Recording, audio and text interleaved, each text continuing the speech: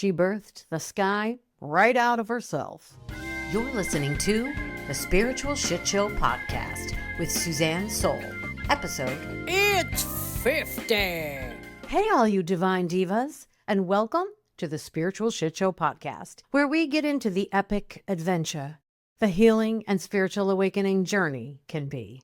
I'm your host, Suzanne Sole, comedian, lifelong spiritual student, and I'm sharing some of the jewels I've picked up along my journey that have helped me, and that I hope help you too.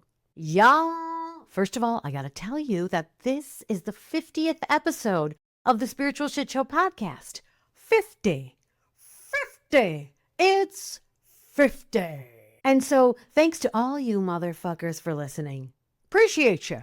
And also, I'm totes honored to share that the Spiritual Shitshow with Suzanne Sole podcast was selected as a Signal Awards finalist in 2 categories: Comedians Shaping Culture and Religion and Spirituality. BT dubs, these are juried awards with judges like Carrie Lieberman of iHeartRadio, Trevor McNeil of Amazon Music, and industry leaders like Ted Condé Nast and Radiolab. So I am wildly honored to be included among the 2025 finalists. And as a finalist, the podcast is also automatically entered into the Signal Awards Listeners' Choice Awards.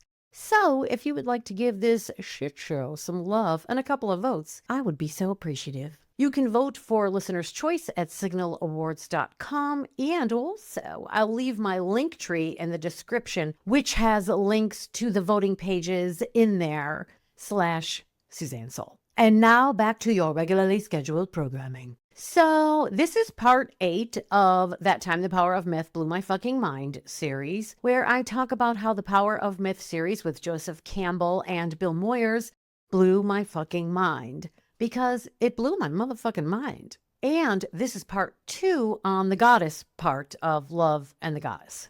Since the goddess only got half an episode in The Power of Myth, I'm making up for it by giving her 2 episodes. Because I can.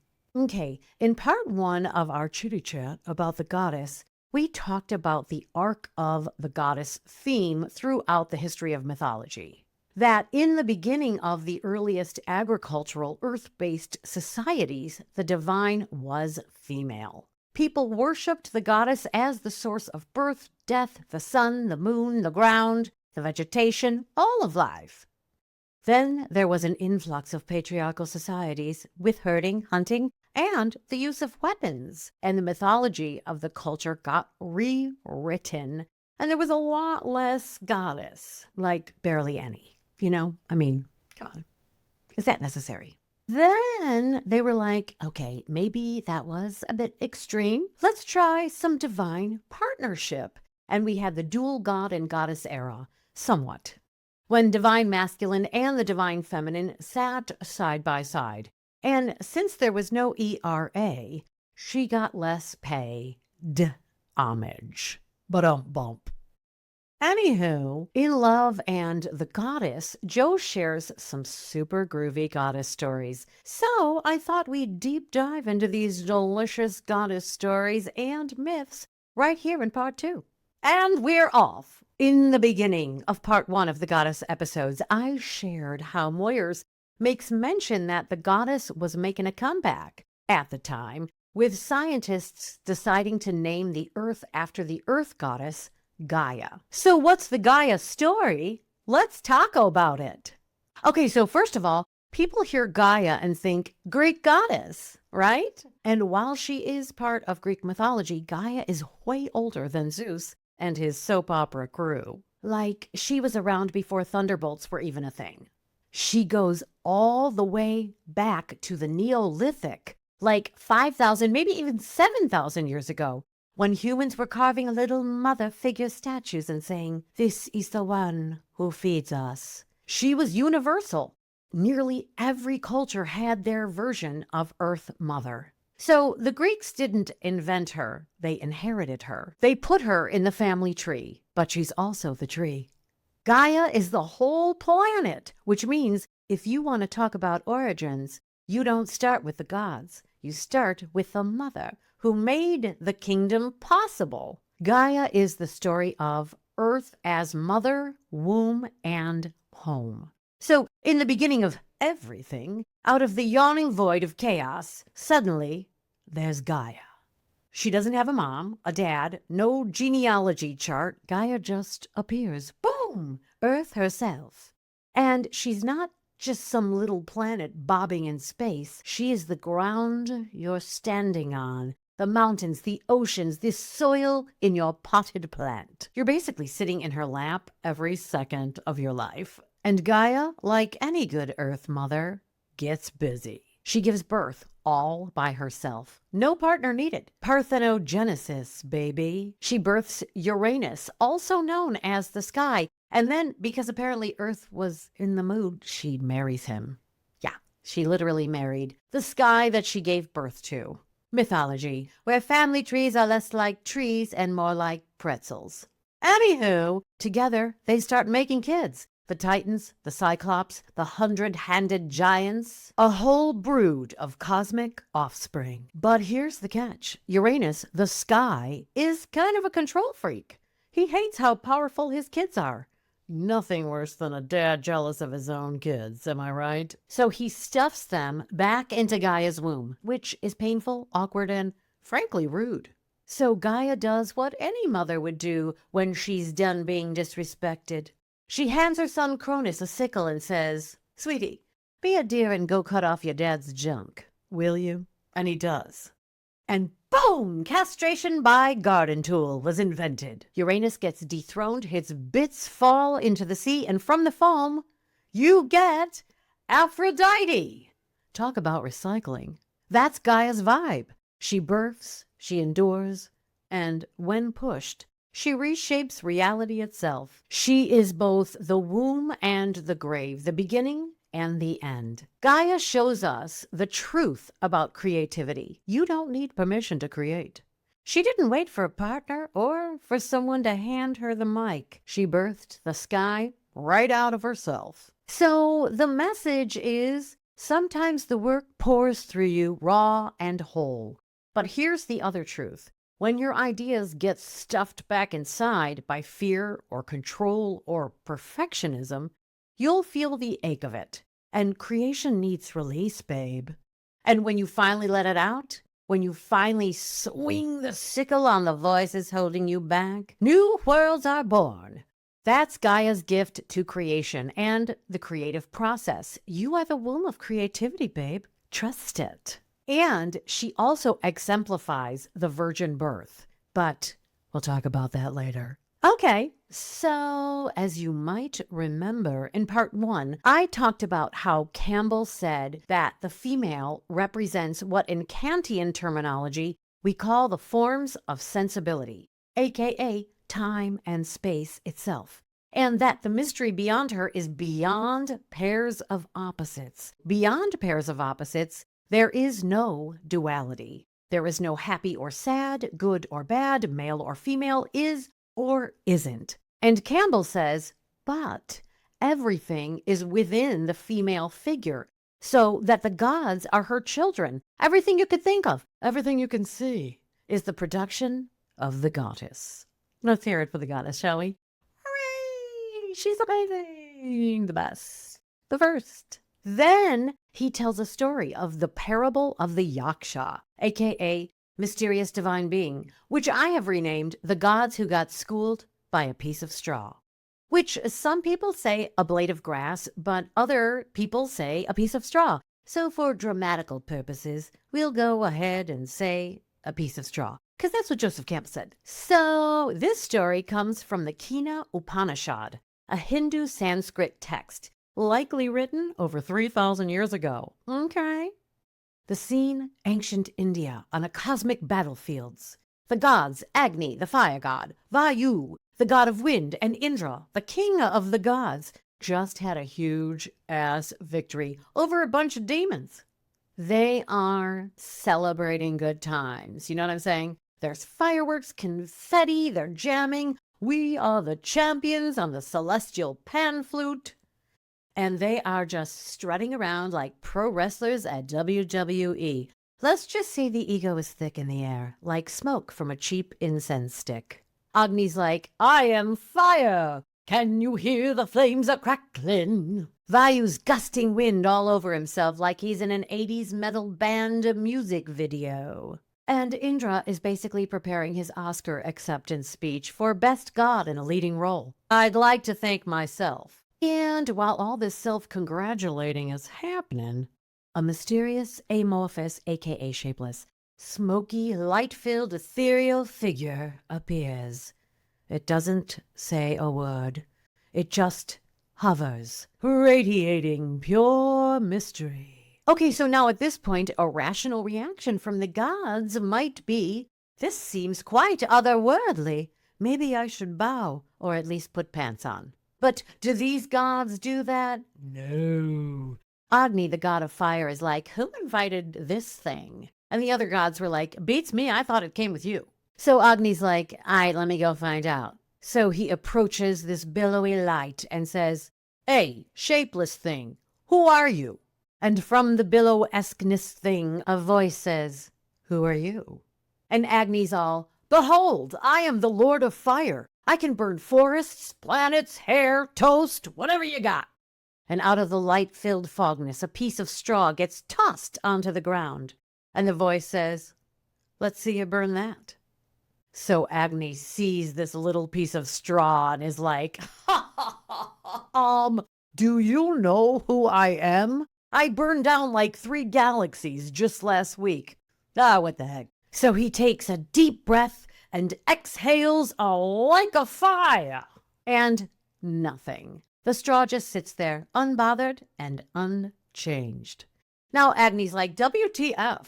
So he tries harder. Full disco inferno. Still nothing. The straw is thriving. So Agni just walks away like, that straw's defected. It's probably damp. So now Vayu says, move aside, Agni, and let me cook. And the huffy wind god starts toward the light-filled fog like a landscaper with a brand new Mach 7 leaf blower. When he gets to the smoky light-filled blob, he says, listen, Blobbo, I'm the god of wind, and I can blow anything around. Let's just put it this way. I can blow mountains off of continents. You know what I'm saying? It's like that. And out of the billowing fog comes a piece of straw. And the voice says, okay, let's see you blow that. And Vayu's like, you think I can't blow that yard waste? And he huffs and he puffs and he blows a hurricane, tornado, whirlwind. And the straw does not move. And Vayu's like, WTH. It's probably bolted down or glued.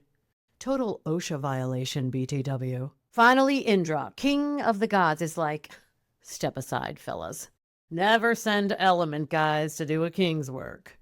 Indra walks toward the entity, ready to deliver a TED Talk on why he is the moment. And before he gets one word out, the mysterious, billowy light and foggy entity vanishes. Gone. And in its place appears a radiant goddess. So this is the goddess Uma, not Uma Thurman for anyone who was curious. But this goddess could be where her parental units got the idea for her name, I'm thinking. Anyway, Indra's like, what's happening, Willis? And the goddess says, check it out, Indra. That billowy, light-filled, smoky thingamabob you were just about to pontificate on, that, my friend, is Brahman, aka the ultimate mystery of being from which you and all your pally-wallies have received all y'all's strength and power. Close up on Indra, who says in the style of Keanu Reeves in Bill and Ted's Excellent Adventure, "Whoa, goddess lady, that's deep." The end. Okay, so now you might be like, so what's that story mean? Well, it's a story about how the gods, aka the embodiments of fire, wind, and cosmic authority, got outsmarted by straw. JK, this story isn't just about comedy. It's also a cosmic mic drop about the nature of reality. Okay, so in the story, we could say that the gods represent our human faculties. Fire is our energy, our drive. Wind is our intellect and our passing thoughts. And ego, the centrally focused I that thinks it's in charge. And the straw is the ultimate checkmate. by the Brahman, the unnameable, ungraspable, ultimate reality in Hindu philosophy. Not a god you pray to, not a character in a myth, but the source behind all gods, all forms, all power. So this is a story about the ego meeting its limit, about the moment you realize your strength, your intellect, your ego, all the things you cling to are not the source of power of your life, but are merely channels for the ultimate source of it all.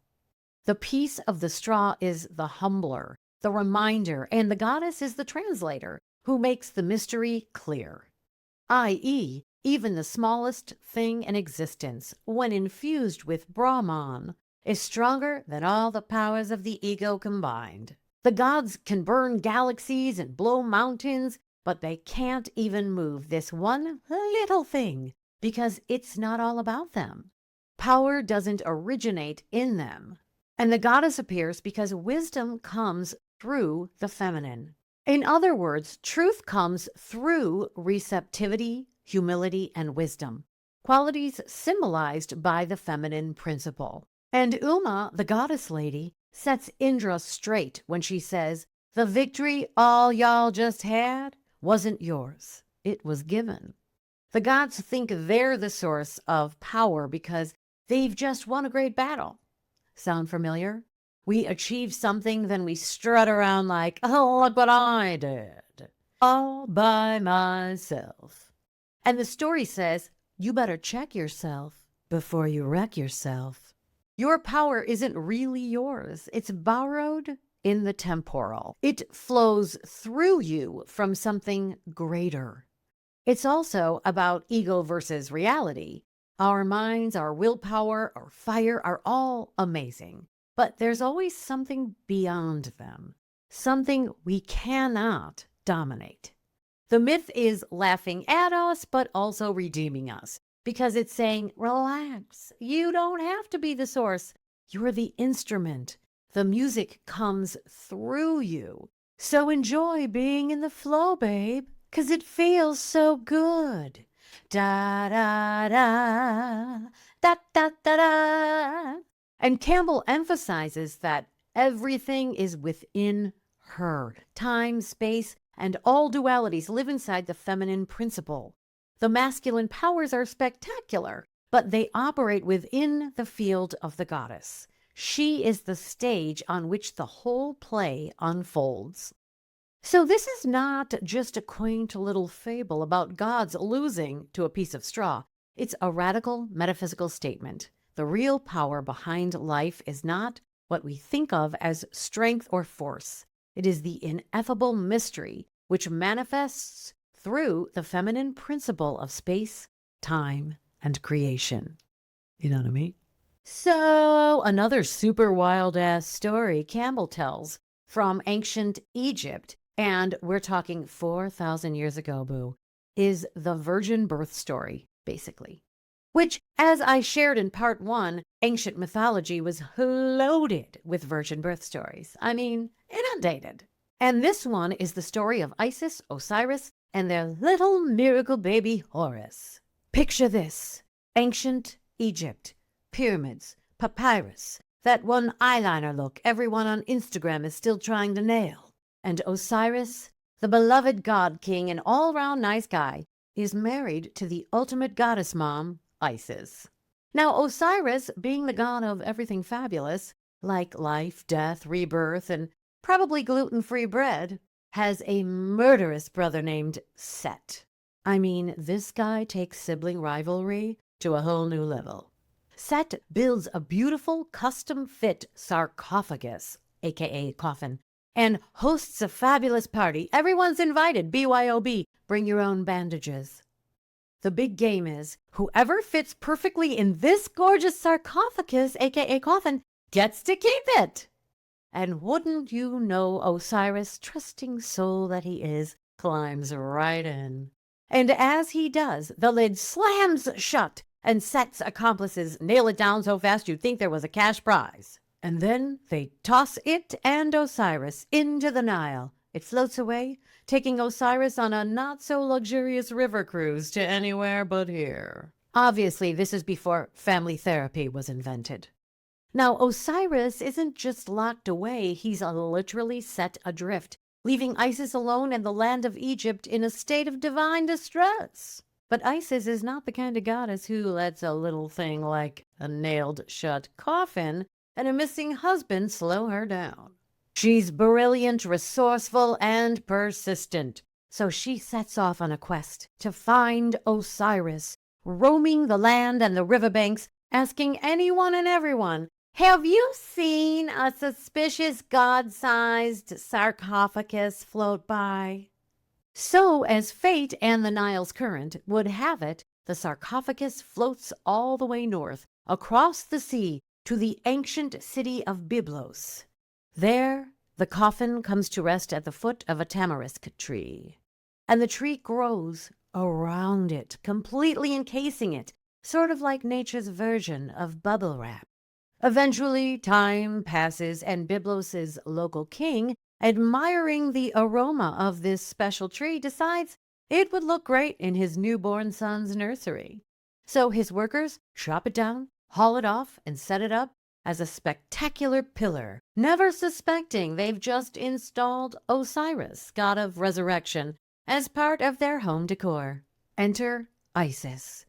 Now, she's been following rumors, omens, and maybe even the world's first missing god flyers. But here's where her real goddess senses kick in. Isis senses Osiris's divine presence, not like when you have food in your teeth, but she can feel Osiris's presence near the palace. So she walks into the palace, takes one big whiff, and goes, "Ha ha ha, that's my man disguised as home decor." But she can't just break into the palace with a crowbar. She needs a cover story. So she does what any determined goddess would do. She gets herself hired as the royal nanny.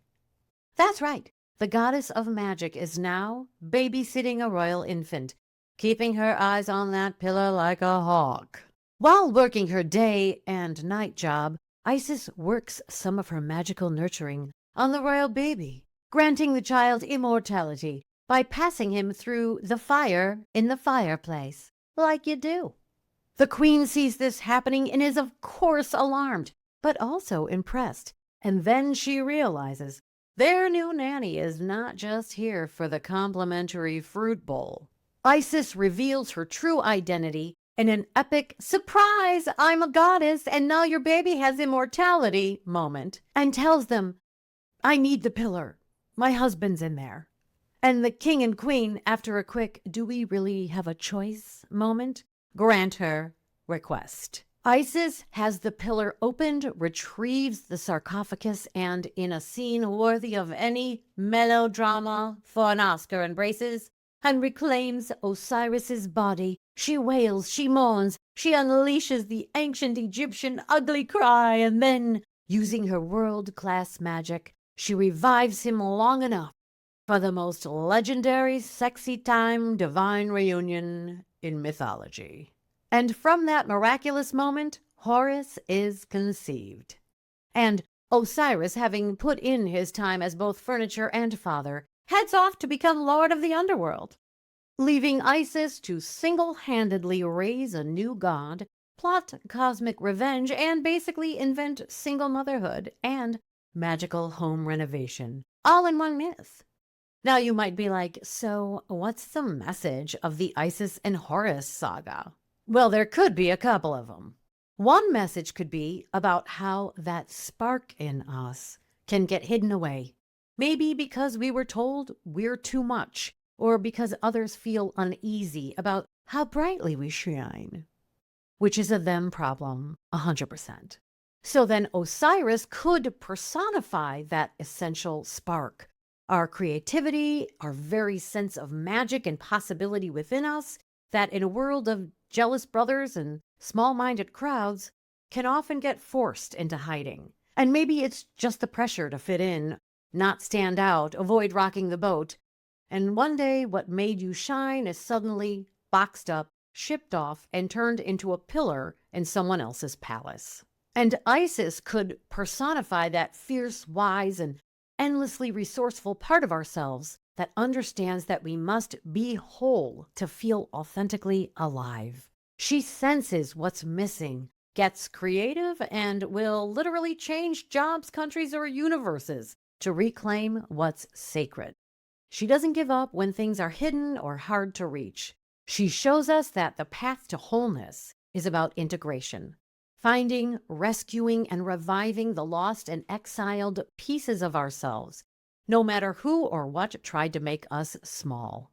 Another message of this story could be based on how Joseph Campbell viewed all virgin birth stories as not just giving ancient shock value or mystical plot twists, but that they are saying something deeper, wilder, and relatable because they are about us.